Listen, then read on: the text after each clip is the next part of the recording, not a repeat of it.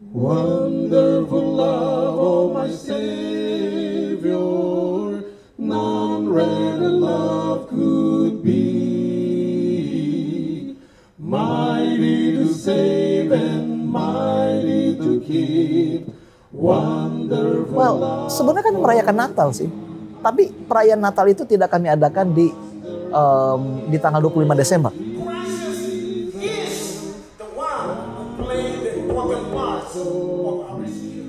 Kebetulan kami keluarga Batak ya. Jadi Batak itu kan identik dengan makanan babi dan anjing. Jadi kami sudah harus tidak menyentuh itu lagi, gitu. Nah, jadi itu juga menjadi satu cibiran ya dari keluarga dan juga teman-teman dekat dari Bapak Mama. Wonderful love of Jesus, wonderful grace so free, wonderful love for me.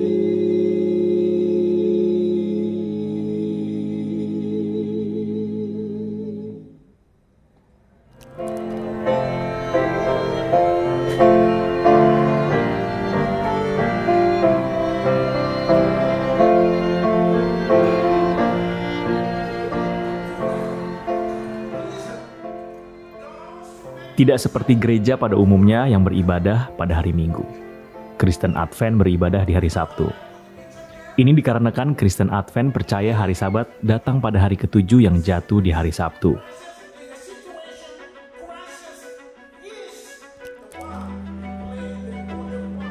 Gereja Masehi Advent hari ke-7 atau GMAHK berawal pada gerakan Millerites yang terjadi pada tahun 1830-an hingga 1844. Gerakan tersebut dipimpin oleh William Miller, seorang mantan tentara yang kemudian bertobat dan menjadi pelajar Alkitab yang tekun. Berdasarkan penelitian pribadinya pada Alkitab, Miller menyimpulkan Yesus akan datang pada 22 Oktober 1844.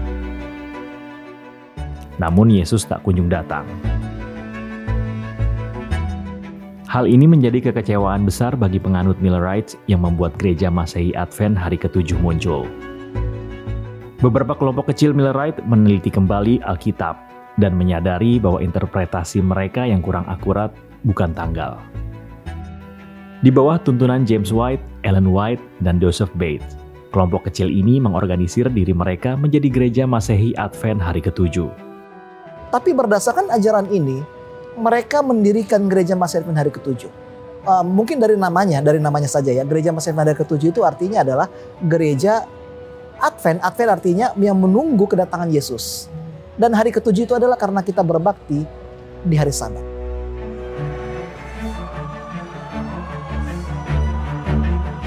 Ajaran Kristen Advent terus berkembang ke berbagai negara. Di dunia saat ini terdapat 22 juta penganut Kristen Advent, dan 200.000 penganutnya berada di Indonesia.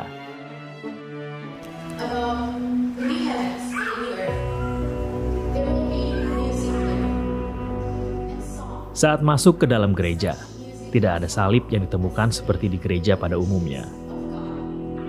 Gereja Advent sebenarnya juga menggunakan simbol salib, tetapi simbol itu digunakan tanpa patung Yesus. Hal ini dilakukan untuk mencegah pelanggaran terhadap hukum kedua yang tertulis di Alkitab. Simbol salib dalam logo gereja Advent Masehi hari ke-7 diposisikan di tengah desain yang menekankan pengorbanan Kristus, yang dikelilingi dengan Alkitab terbuka dan api yang melambangkan Roh Kudus. Rangkaian ibadah dilakukan penganut Kristen Advent di sepanjang hari Sabtu, mulai dari sesi khotbah, kelas sekolah Sabat, makan siang, dan dilanjutkan dengan kegiatan seperti choir gereja dan acara kebaktian orang muda.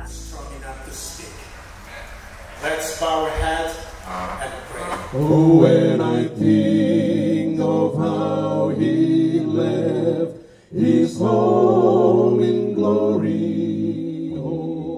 Beberapa hal membedakan Kristen Advent dengan kekristenan lainnya. Di saat kekristenan lain merayakan Natal pada 25 Desember, Kristen Advent tidak demikian. Kristen Advent tidak mempercayai Yesus Kristus lahir pada 25 Desember. Alasannya adalah Alkitab tidak ada perintah untuk merayakan Natal, dan Yesus tidak lahir pada bulan Desember. Oke, pendeta, soal beda lagi. Kristen Advent tidak merayakan Natal karena sebentar lagi Natal, tapi Advent tidak merayakan itu gitu. Kenapa alasannya? Well, sebenarnya kami merayakan Natal sih.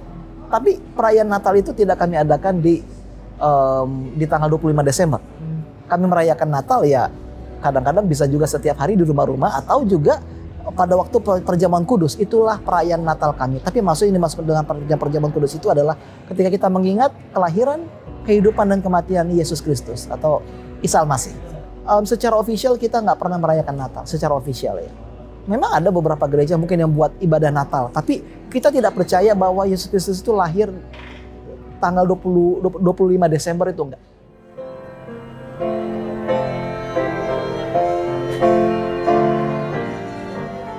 Hari Natal 25 Desember dimaknai oleh Kristen Advent sebagai seremoni untuk kepentingan duniawi.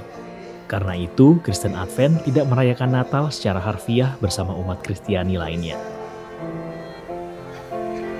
Itulah sebabnya para pionir, para pendeta, penganjur, pengajar, dan semuanya itu lebih mengatakan, kalau boleh jangan kita rayakan Natal. Maksudnya tidak rayakan Natal seperti yang dunia rayakan.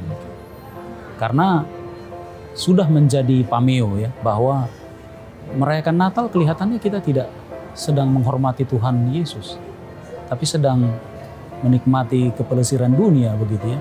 Jadi seharusnya itu adalah satu perayaan agamis, satu perayaan yang membawa kita lebih dekat, atau justru yang lain begitu ya. Jadi kita lebih berfoya-foya barangkali dan segala macam.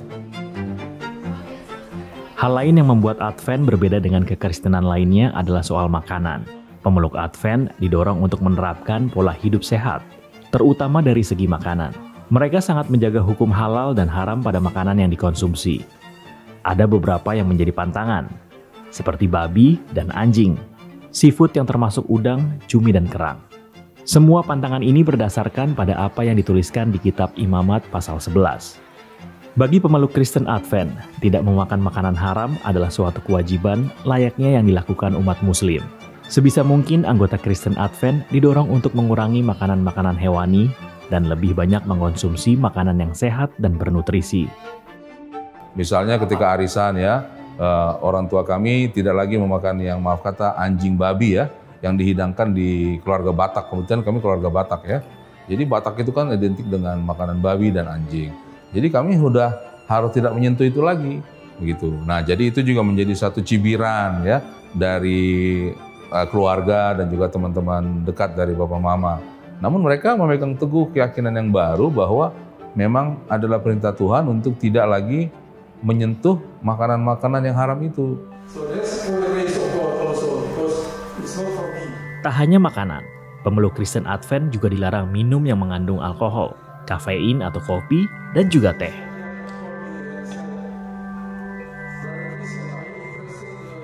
Hal ini menjadi tantangan karena saat warga kecanduan dengan kopi, namun ada larangan agar tak mengkonsumsi kopi. Kita sampaikan prinsipnya ini untuk kesehatan, gitu, supaya tidak lagi jantung itu dipacu oleh kafein. Kemudian teh itu membuat pembuluh darah kalau sering-sering ya, gitu ya, untuk jadi ini. Ya kalau ada pilihan ya masih ada air putih, ya saya minum air putih. Gitu. Kenapa kita nggak minum kopi? Karena di sana ada kandungan kafein. Ya, sebenarnya kalau kopi sedikit-sedikit secara kesehatan ya, itu kan mengatakan bahwa itu boleh-boleh saja. Namun kita mengikuti kepada keyakinan agama kita bahwa ada reformasi kesehatan yang digaungkan oleh pendiri-pendiri Advent dulu, gitu. Kalau sekarang zamannya orang ngopi, di mana-mana ada toko kopi, orang keranjingan dengan kopi. Kalau dari penganut Advent kayak Pak Arif, ingat itu kayak apa? Ya kan kalau kita di rumah bisa kopi jagung gitu ya. Dan kopi itu kan sekarang masalahnya cuma lifestyle menurut kami ya. Kita nongkrongnya di sana yuk gitu. Saya kalau teman-teman minum kopi ya ada hot coklat kan yang bisa kita pesan. Ada orange juice yang kita bisa pesan. Gereja Advent dikenal dengan pola hidup yang tegas. Menjaga pola hidup sehat adalah pedoman yang dimaknai sebagai salah satu cara mengasihi Allah. Oleh karena itu, mereka menjaga hukum haram dan halal, menghindari minuman keras, rokok, dan minuman berkafein. Yang mau kita tonjolkan adalah pentingnya pola hidup yang tetap benar ya. Tapi pola hidup yang benar itu baik dari segi makanan, pakaian, dan juga minuman itu kami lakukan bukan untuk mencapai keselamatan. Jadi alasan kenapa kita begitu strict soal haram dan halal, alasan kenapa kita begitu strict juga soal Natal bukan untuk mencapai keselamatan, tapi karena kita mengasihi Allah. Semuanya ini baik menuruti 10 hukum maupun juga beribadah pada hari Sabat itu kita lakukan sebagai ekspresi kita terhadap Tuhan Allah.